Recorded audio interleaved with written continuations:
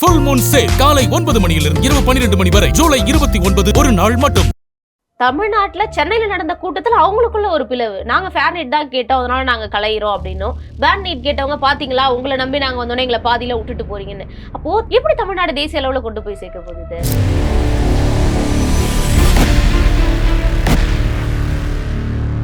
ஒரு சில பேரை வந்து ஜென்சி டிஎம்கேங்கிற டிஷர்ட்டை போட்டு அங்கங்க உட்கார வச்சு ஒரு மாணவர்கள் தன்னெழுச்சியாக வந்த கூட்டத்தை வந்து ஹைஜாக் பண்ண முயற்சி பண்றாங்க சொல்லி குற்றச்சாட்டு வச்சிருக்கது. எப்படி பாக்குறீங்க? டைரக்டா சொல்றேன், இந்த ஜென்சி டிஎம்கேன்னு போட்டு வந்திருக்கீங்க.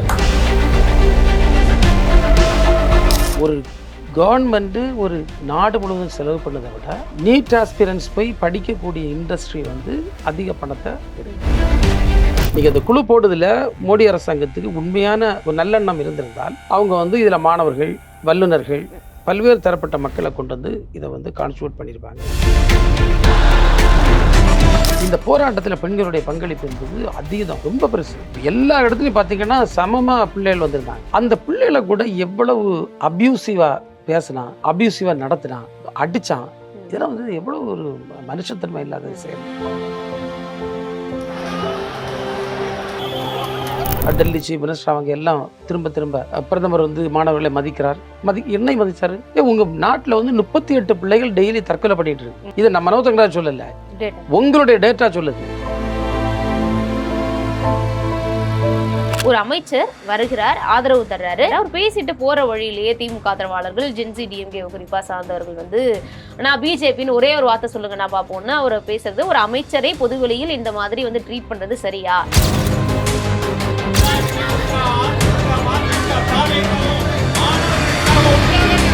ஒரு கடுமையான ஒரு விமர்சனத்தை வைக்கிறாரு.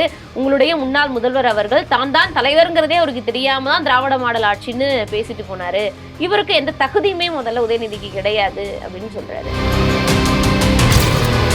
படம் பார்த்துட்டாங்கிறதுனாலயே தாவேக்காவிலோ இல்ல அங்க இருக்கக்கூடிய அமைச்சர்களுக்கோ வந்து நீட் மேல வந்து அக்கறை இல்ல, மாணவர்கள் போராட்டத்து மேல அக்கறை இல்ல அப்படிங்கிற ஒரு முத்திரையை வந்து குத்துறதுக்கு முயற்சி பண்ணுதா திமுக?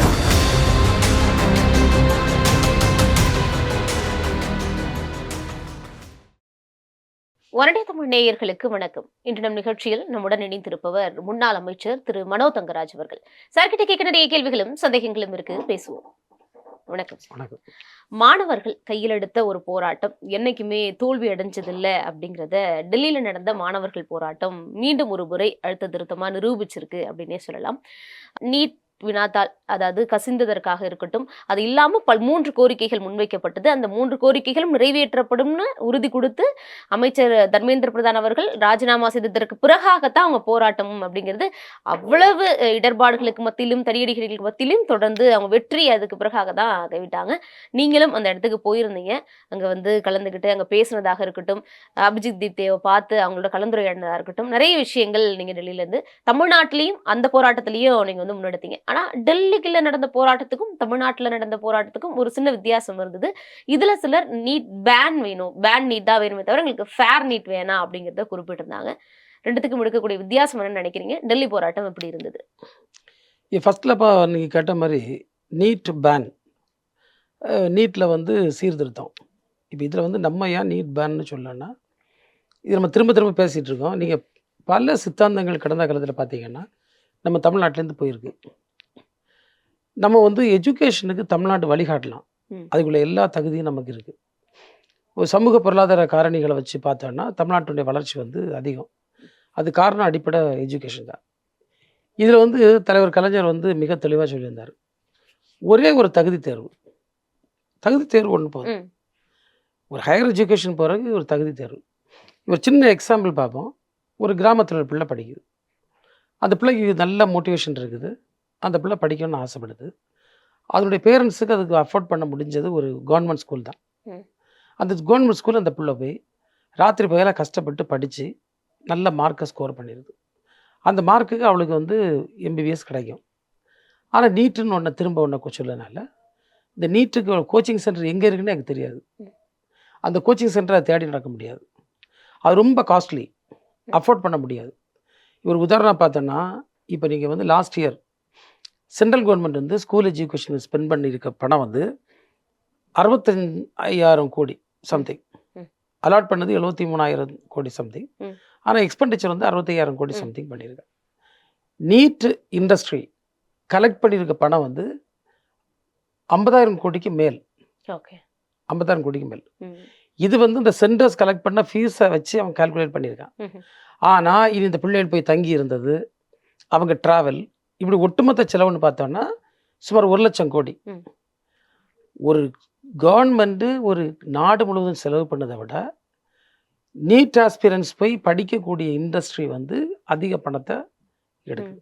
அப்போ இது வந்து ஒரு ஏழை வீட்டு பிள்ளைக்கு சாத்தியமா? ம். சாத்தியமே இல்லை. அதனால தான் இந்த ஏழையினுடைய கஷ்டத்தை தெரிஞ்ச யாருமே அன்னைக்கு கலைஞர் சொன்ன ஸ்டாண்டு தான், ம். ஒரு கல்வி ஒரு போட்டித் தேர்வு போதும். அப்போ 12th நம்ம வந்து ஒரு காம்படிட்டிவ் எக்ஸாமாக வச்சுருக்கோம். ம். அதில் வந்து இந்த பிள்ளை ஜெயித்து போகுது. அதுக்கப்புறம் நம்ம திரும்ப ஒரு தேர்வு வைக்க வேண்டிய அவசியமே இல்லை. ம்ஹும். இதில் சிலர் வந்து அது பெரிய போட்டித் தேர்வு அப்படி சொல்லுதில் எங்களுக்கு யாருக்குமே உடன்பாடு இல்லை. அது நம்ம நீட் வேண்டான்னு சொல்லும். ம். நார்த்தில் பார்த்தீங்கன்னா அவங்க முதல்ல நம்ம நீட் வேண்டான்னு சொன்ன இடத்துல யாரும் ஏற்றுக்கொள்ளலை. இப்போ வந்து அவங்க வந்து நீட்டில் தவறு இருக்குது, நீட்டு முறைகேடு, ம். நீட் அடிஷ்னல் பேர்டன், இதை புரிஞ்சுக்கிட்டாங்க. ம். ஆனால் கண்டிப்பாக அவங்கள இனி வந்து நீட்டு தடையின் உள்ளதுக்கு வருவாங்க. ம். நீட் வேண்டாம், என்டிஏ வேண்டாம்னு சொல்லக்கூடிய நிலைமைக்கு அவங்க வந்துடுவாங்க. ஓகே. ஏன்னா அந்த அங்கே போன இடத்துல அந்த பல்ஸ் அப்படி தான் இருக்குது. ம்ஹும். நீங்க அங்க போய் களத்துல பாத்தீங்க இல்லையா? அங்க நிறைய பேர்கிட்ட பேசி இருந்திருப்பீங்க. அவங்க இருக்கவங்க எல்லாருமே இந்த நீட் வந்து ராஜினாமா பண்ணதாக இருக்கட்டும், இதுக்காக வந்து ஒரு குழு இப்ப கமிட்டி அமைச்சிருக்கிறாங்க. இது மாதிரி முறைகேடுகள் தடுக்காம இருக்கிறதுக்கான பில் வந்து இப்ப தாக்கல் பண்ண போறதா சொல்லப்படுது. இதெல்லாம் சரி பண்ணினாலே போதும் அப்படிங்கிறதா மட்டும் டெல்லி குரல் இருக்கா? அல்லது அதுலயுமே பேன் நீட்டுங்கிற ஒரு குரல் கலந்துருக்கிறதா இப்போ பாத்தீங்க? அங்கே மிக்ஸ்டாக இருந்து இப்போ நீங்கள் பார்த்தீங்கன்னா நிறைய பேர் வந்து நீட் வேண்டாம் உள்ளது கருத்தில் வந்து தெளிவாக இருக்காங்க. பட் இவங்க டிமாண்ட் வச்ச நேரத்தில் முதல்ல வந்து நீட்டில் வந்து இருக்கிற முறைகேடுகளை மட்டும் சரி சொன்னாங்க. சரி. ம். நீட்டு முறைகேடுகளை சரி பண்ணுங்க. பட் இப்போ வந்து அவங்க ஒரு அண்டர்ஸ்டாண்டிங் வந்து புரிதலுக்கு வந்திருக்காங்க. ம். இது கண்டிப்பாக இதோட முடிஞ்சு போகிற விஷயம் இல்லை. ம். ரெண்டாவது இப்போ மோடி அவர்கள் அமைத்திருக்கக்கூடிய குழு, ம். இந்த குழு நான் உங்களுக்கு சொல்ல திரும்ப திரும்ப சொல்ல, ம். இந்த குழு வந்து இன்க்ளூசிவாக போடலை, எல்லோரையும் உள்ளடக்கிய குழு அல்ல. ம். அதில் இந்த குழு வந்து எந்த சீர்திருத்தத்தை கொண்டு வரக்குன்னு என்னை போன்றவர்கள் நம்பிக்கை இல்லை. நான் ட்விட்டரில் கூட சொல்லியிருந்தேன். ம். நீங்கள் அந்த குழு போடுறதுல மோடி அரசாங்கத்துக்கு உண்மையான இன்டென்ஷன், ம். ஒரு நல்லெண்ணம் இருந்திருந்தால் அவங்க வந்து இதில் மாணவர்கள், வல்லுநர்கள், ம். பல்வேறு தரப்பட்ட மக்களை கொண்டு வந்து இதை வந்து கான்ஸ்டியூட் பண்ணியிருப்பாங்க. ம். ஆனால் அவங்களுக்கு சாதகமான ஆட்களை தான் என்ன போட்டிருக்காங்க. நான் தனிப்பட்ட முறையில் விமர்சிக்க விரும்பலை. அதில் இருக்கக்கூட 3-4 பேர் கடந்த காலகட்டங்களில் எப்படி அவங்க அறிவியலுக்கு புறம்பாக கூட பல்வேறு கருத்துக்கள் சொன்னாங்கன்னு நம்ம எல்லாருக்குமே தெரியும். ம். ம். ஆனால் இது பெரிய சர்வ் பண்ண போகிறதில்ல. ஓகே. ஆனால் அப்படி இருக்க சமயத்தில் கண்டிப்பாக பேன் நீட் ம். அதை என்டிஏ கலைச்சிருங்க உள்ள கோரிக்கை வந்து நிச்சயமாக தேசிய அளவில் உயிர் பெற்று வரும். நீங்க சொல்றீங்க பேன் நீட் அப்படிங்கிற விஷயம் தேசிய அளவுல மிகப்பெரிய பேசுபொருளா ஆகும்னு. தமிழ்நாடு தான் முதலில் பேன் நீட்டுன்னு குரல் எழுப்புனது. நீட்டுங்கிற தேர்வு வேணாம்னு சொன்னதே தமிழ்நாடு தான். இப்போ தொடர்ந்து அது வந்து தேசிய அளவுக்கு போகும் பாருங்க அப்படின்னு சொல்றீங்க. ஆனா அன்னைக்கு அமைச்சர் அவர்கள் ராஜினாமா பண்ணின உடனே தமிழ்நாட்டுல சென்னையில நடந்த கூட்டத்துல அவங்களுக்குள்ள ஒரு பிளவு. நாங்க ஃபேர் நீட் தான் கேட்டோம், அதனால நாங்க கலையிறோம் அப்படின்னும், பேன் நீட் கேட்டவங்க பாத்தீங்களா உங்களை நம்பி நாங்க வந்தோன்னே எங்களை பாதியில விட்டுட்டு போறீங்கன்னு. அப்போ தமிழ்நாட்டுக்குள்ளேயே ஒரு ஒற்றுமை பேன் நீட்டுக்கு இல்ல அப்படிங்கிறப்போ எப்படி தமிழ்நாடு தேசிய அளவுல கொண்டு போய் சேர்க்க போகுது இது? இது அப்படி நம்ம சொல்ல முடியாது. எப்படின்னா இந்த போராட்டத்தினுடைய மைய புள்ளி வந்து ஜந்தர் மந்தர். ம். இந்த போராட்டத்தினுடைய மையப்புள்ளி. ம். மையப்புள்ளியில் அவங்க வச்ச டிமாண்ட் மீட் அவுட்னு அவங்க வந்து நாங்கள் போராட்டத்தை கைவிடுவோம், ம். இதே நிமிஷத்தில் கைவிடுவோம்னு சொன்ன பிறகு அதுக்கப்புறம் தமிழ்நாட்டில் ஒரு கூட்டம் இளைஞர்கள் மட்டும் இருந்துக்கிட்டு இந்த போராட்டத்தை ஹைலைட் பண்ண சமயத்தில் ம். அது கண்டிப்பாக வந்து ஒரு நேஷனல் அட்டென்ஷன் கிடைக்குமா என்பது இருக்காது. ம்ஹும். இப்போ எங்களை போன்றவர்கள் தொடர்ந்து தேசிய அளவில் பேசிகிட்டு இருக்கோம். ம். இப்போ நான் வந்து லாஸ்ட் மந்த் மட்டும் 3 முறை டெல்லி போயிருக்கேன். ம். அங்கே பல அமைப்புகளை பார்த்து, ஈவன் பார்த்திங்கன்னா ஜேஎன்யூவில் இருக்கக்கூடிய டீச்சர்ஸ் அசோசியேஷனில் கூட நாங்கள் போய் ஒரு டீட்டெயில்டு டிஸ்கஷன் பண்ணோம். ம். ஏன் நாங்கள் வந்து டோட்டலாக நீட் வேண்டான்னு சொல்லுவோம், ம். ஏன் நாங்கள் புதிய கல்விக் கொள்கையை ஏற்றுக்கொள்ள மாட்டோம்னு சொல்லுகிறோம், ம். ஏன் என்டிஏ வந்து தேவையே இல்லை ம். என்று சொல்லும். ம். அப்போது இப்போ தான் அவங்க வந்து காது கொடுத்து கேட்க ஆரம்பித்திருக்காங்க ம். நார்த்தில். அதில் கண்டிப்பாக இந்த கோரிக்கை வரும்ன்றது என்னுடைய நம்பிக்கை. இது வந்து நம்பிக்கை அல்ல. ம். நாங்கள் போய் இது சம்பந்தமாக தீவிரமான ஒரு பேச்சுவார்த்தை ம். மெயினாக சிவில் சொசைட்டி ஆர்கனைசேஷன்ஸோட பண்ணது தெரியுது. அவங்க ஒத்துக்கிட்டு இருக்காங்க. ம். எல்லாருமே இந்த கோரிக்கையை எடுப்பாங்க. ஏன்னா ஒரு மாணவர் கூட்டம் தன்னெழுச்சியாக ஒரு ஒரு கூடின ஒரு கூட்டத்தை நம்ம இன்னும் பில் பண்ணி பெருசாக்குறது ஈஸியா, இல்லனா கலைஞ்சு போன கூட்டத்தை திரும்ப ஒண்ணு சேர்க்கிறது அப்படிங்கிறது ஒரு பெரிய விஷயம் இல்லையா? அதை திரும்ப நம்மளால கொண்டு வர முடியுமா? இத்தனை ஆண்டு காலம் நீட் தேர்வுக்கு இவ்வளவு பெரிய எதிர்ப்பு இல்லாம இப்ப மாணவர்களா தன்னெழுச்சியா வந்தப்போ அதை தமிழ்நாடு விட்டுடுச்சோ? நீங்க இனி வந்து இவ்வளோ பெரிய போராட்டம் பண்ண வேண்டிய வராது. ம். இப்போ என்ன பொறுத்தவரை மோடி அரசு பெரிய சவால்களோட தான் இன்னைக்கு போயிட்டு இருக்கு. ம்ஹும். ஒரு உதாரணத்தை பார்த்தீங்கன்னா, அவங்க எந்த சூழ்நிலையிலும் குஜராத்தில் மோடி சிஎம்மாக இருந்த போதும் சரி, நம்ம இப்போ வந்து பிரதமராக இருந்த போது இந்த காலகட்டங்களில் எந்த இடத்துலையுமே அவங்க விட்டு கொடுத்தது இல்லை. ம். ஆமா. அவங்க விட்டு கொடுத்துருக்கக்கூடிய ரெண்டே விஷயம், ம். ஒன்று விவசாயிகள் போராட்டம். வேளாண் திட்டம் அந்த போராட்டத்தோட ஒரு வருஷம் பார்த்தாங்க, ம், ம், முடியாம தான் விட்டு கொடுத்தாங்க. இப்போ இந்த போராட்டத்தை பார்த்தாங்க. ம். இது வந்து ஜந்தர் மந்தரோட முடிஞ்சுன்னு நினைச்சாங்க. ம், அது ஜந்தர் மந்தர் இல்லை, நாடு முழுசும் பரவிச்சு. ம், இந்த பிள்ளைகளை அடிச்சாங்க. உண்மையிலே எனக்கு ரொம்ப வருத்தம் என்னன்னா, நம்ம இவ்வளவு விமன்ஸ் ரைட் பற்றிலாம் பேசுவோம். ம், இவரோட பாசிட்டிவ் ஆஸ்பெக்ட் என்னன்னா, பார்லமெண்ட் பெண்களுக்கு இடஒதுக்கீடு கொடுக்க தயாராகல. ம். இன்னும் ஏதோ ஒரு வழியில் தடை போட்டுட்டு இருக்கான். ஆனால் இந்த போராட்டத்தில் பெண்களுடைய பங்களிப்பு என்பது அதீதம், ம். ரொம்ப பெருசு.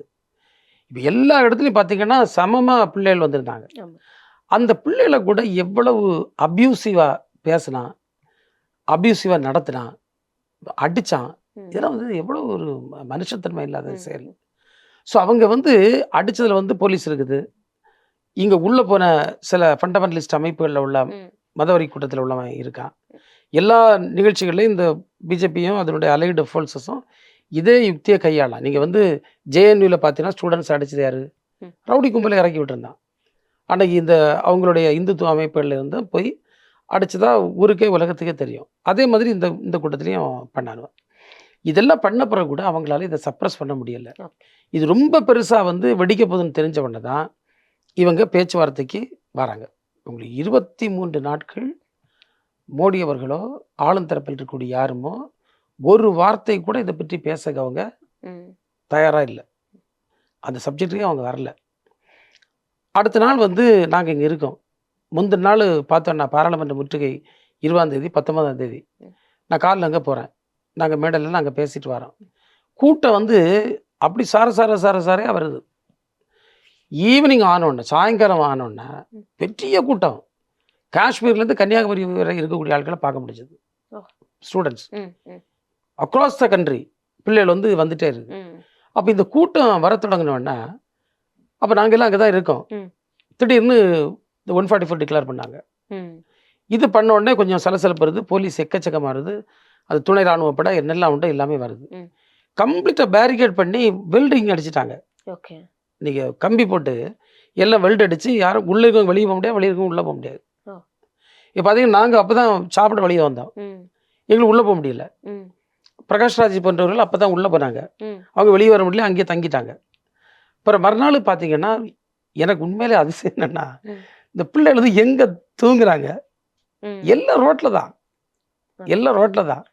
பேப்பர் வச்சு தான் படுத்திருக்க முடியும். ம், அது அது ஒரு பெரிய பெரிய ஒரு விஷயமா தான் நான் பார்க்கணும். ம். கூட்டம் வந்து மறுநாள் கூட்டத்தை பார்த்தா ம்.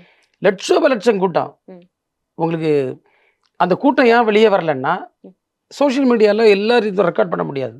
ம், எவ்வளோ தான் ரெக்கார்ட் பண்ண முடியும்? நீங்கள் மெயின் ஸ்ட்ரீம் மீடியா வந்திருந்தேன்னா, இந்த தேசிய பத்திரிகை ஊடகங்கள் வந்திருந்தேன்னா, அவங்களுக்குள்ள எக்யூப்மெண்ட்ஸ் இருக்கும், வெஹிக்கிள்ஸில் வருவாங்க, ம். ப்ராப்பராக எடுத்திருப்பாங்க. இது அப்படி எல்லாம் எடுக்க முடியலை. நீங்கள் ஒரு சின்ன உதாரணத்தை சொல்லுவோம். ம். நாங்கள் நின்ன பகுதி வந்து நாங்கள் வந்து கனாட் பிளேஸ் வழி ஜந்தர் மந்தர் வந்தோம். ஓகே. 4 வழி இருக்குன்னு சொல்லுமா, ம். இது ஒரு வழி. ம். இந்த வழியே காலையில் நீங்கள் வந்து டோட்டல் க்ரௌடடு. ஜந்தர் மந்தர்லேருந்து இங்கே வர மண்ணை போட்டால் கீழே விழாது, அவ்வளோ கூட்டம். ம். அப்போ பல லட்சம் இளைஞர்கள் தான் கலந்து கொண்ட கூட்டம். Okay. இந்த கூட்டத்தை பார்த்த பிறகு தான் ம். அதை டிஸ்ரப்ஷனுக்கு போகிறாங்க. ம். எப்படியாவது குழப்பம் முடியுமான்னு பார்க்காங்க. ம். குழப்பம் திரும்ப உறுதிப்படுத்துது. ம். எல்லாரும் கலைஞ்சி ஓடிடவோ முடிஞ்சனோ இல்லை, திரும்ப அது உறுதியாகுது. ம். அதுக்கு பிறகு தான் இவங்க வழிக்கு வராங்க. ம், ம். அதில் இது வந்து 2வது முறை மோடியினுடைய அரசியலில் பின்வாங்க. அவங்க பின்வாங்கக்கூடிய ஒரு சூழல் வந்து. இப்போ ம். இன்னைக்கெல்லாம் பார்த்தீங்கன்னா டெல்லி சீஃப் மினிஸ்டர் அவங்க எல்லாம் திரும்ப ம். பிரதமர் வந்து மாணவர்களை மதிக்கிறார். என்னை மதிச்சாரு? ம். உங்கள் நாட்டில் வந்து 38 பிள்ளைகள் டெய்லி தற்கொலை பண்ணிட்டு இருக்கு. ம். 38 பிள்ளைகள். இதை நம்ம மனோதங்கராஜ் சொல்லலை, டேட்டா. உங்களுடைய டேட்டா சொல்லுது. ம். ஆனால் அவங்க மோடி அதை பற்றி யோசிக்கவே இல்லையா, கண்டுக்கிடவே இல்லையா? 77 முறை பேப்பர் லீக் வந்தது, நீங்கள் பார்க்கவே இல்லையா? ஒன்றுமே கண்டுக்கிட இல்லையா? ஒரு பிரைம் மினிஸ்டர் இவ்வளவு நாள் கழிச்சு 10 வருஷமாக பேப்பர் லீக் நடந்திருக்கு.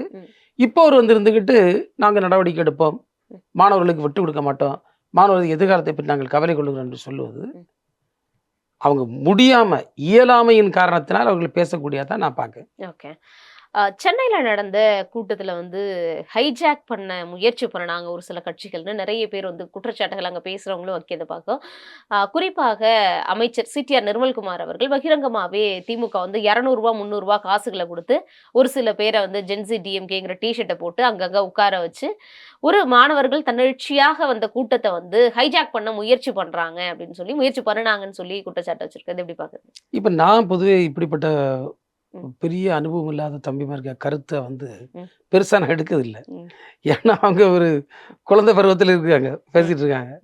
நீங்கள் வந்து இந்த போராட்டம் வந்து எந்த கட்சியும் போய் மொபிலைஸ் பண்ணி க்ரௌடை விடலை.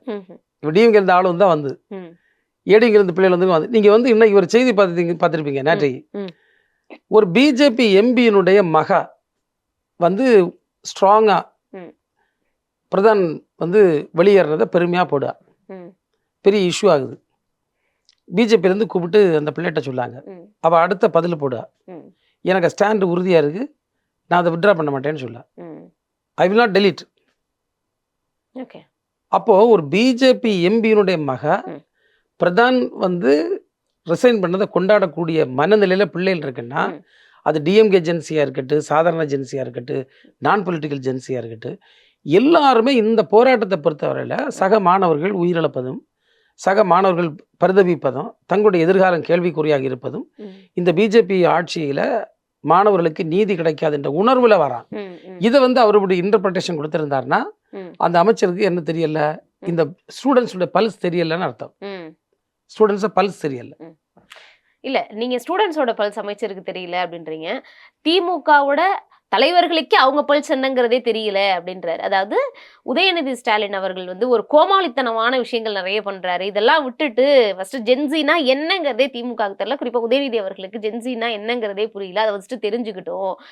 இதுக்கு முன்பு இருந்த முதல்வர் ஸ்டாலின் அவர்களுமே சரி, தான் தான் முதல்வரா, தான் தான் கட்சியின் தலைவரா அப்படிங்கிறது தெரியாமலே திராவிட மாடல்னு சொல்லிட்டாரு. ஏன்னா அவர் மேலேயே அவருக்கு இந்த நம்பிக்கையே எதுவுமே இல்லாதனால தான் அப்படி சொன்னாரு. இப்போ உதயநிதியை இறக்கியிருக்காங்க. அடுத்ததா அவர் முதல்ல சுய பரிசோதனை பண்ணிக்கிட்டோம், நமக்கு அது தகுதி இருக்கா, இந்த கட்சியை வழிநடத்துற தகுதி நமக்கு இருக்கான்னு உதயநிதி பரிசோதனை பண்ணட்டும்.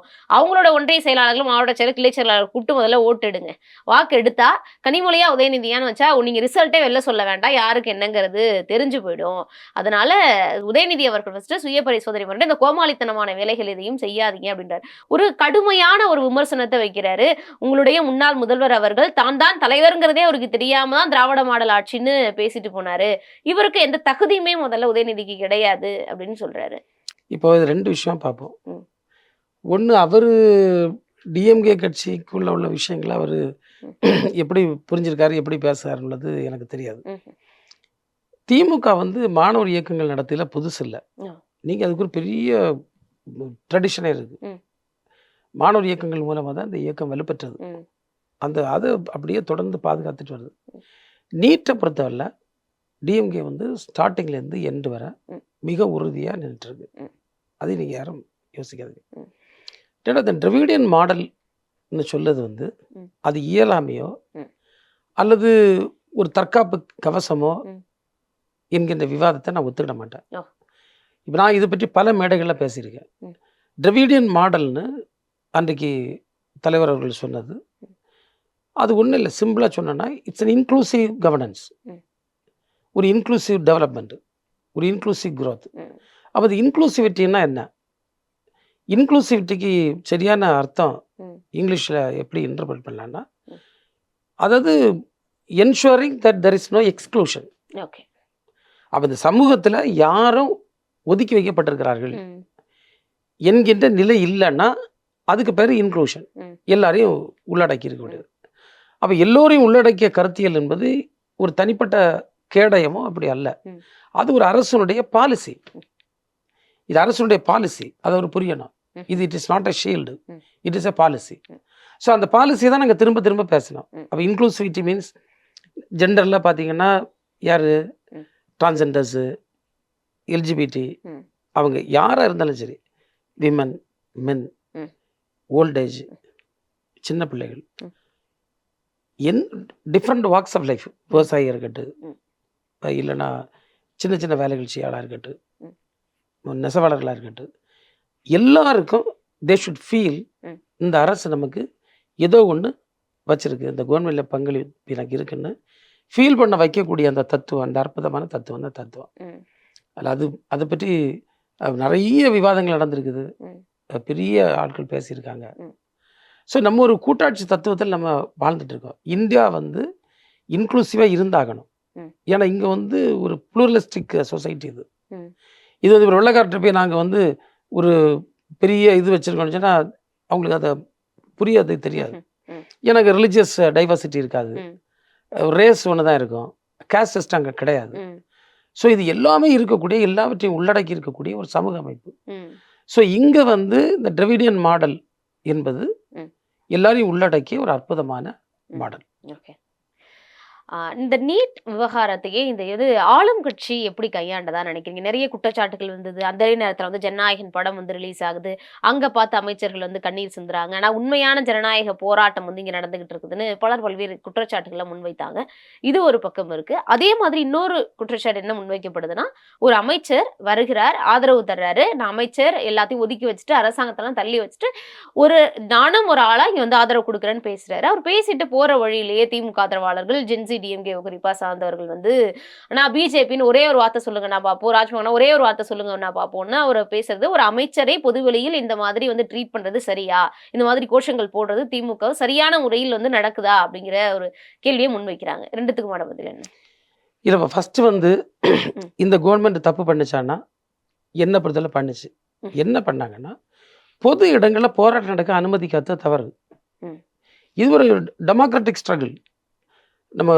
நம்ம சொல்லுவோம், அதாவது protest is a hallmark of democracy. அப்போ டெமோக்ரஸியினுடைய ஹால்மார்க்கே ப்ரொட்டஸ்ட் தான்.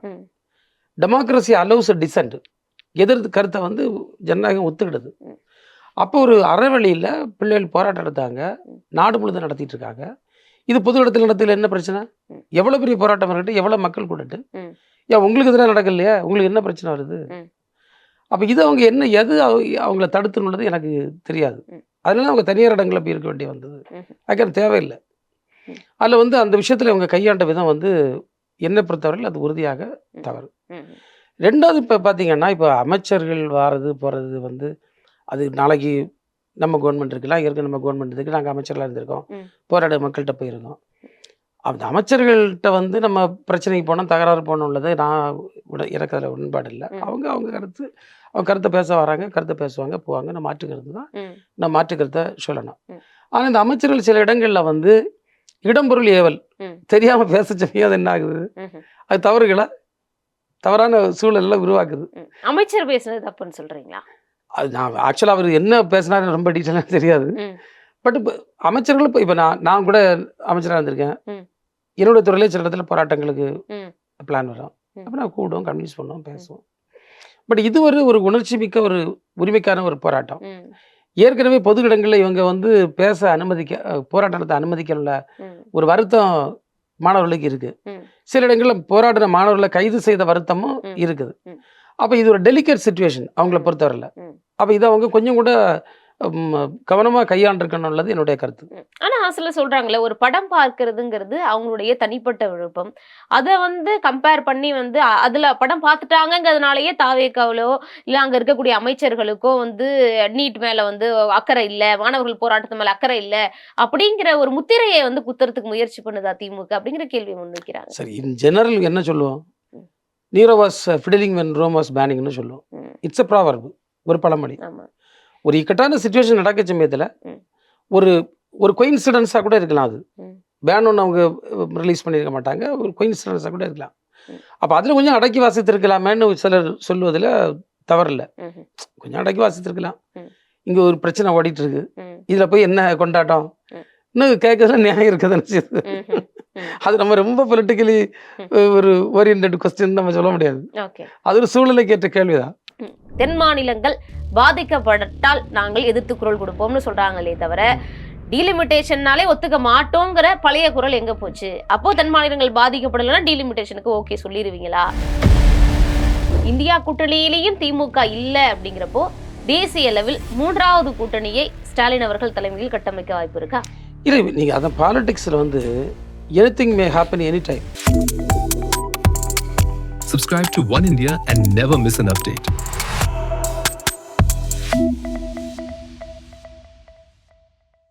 ஃபுல் மூன் சேல் காலை 9 மணியிலிருந்து இரவு 12 மணி வரை ஜூலை 29 ஒரு நாள் மட்டும்.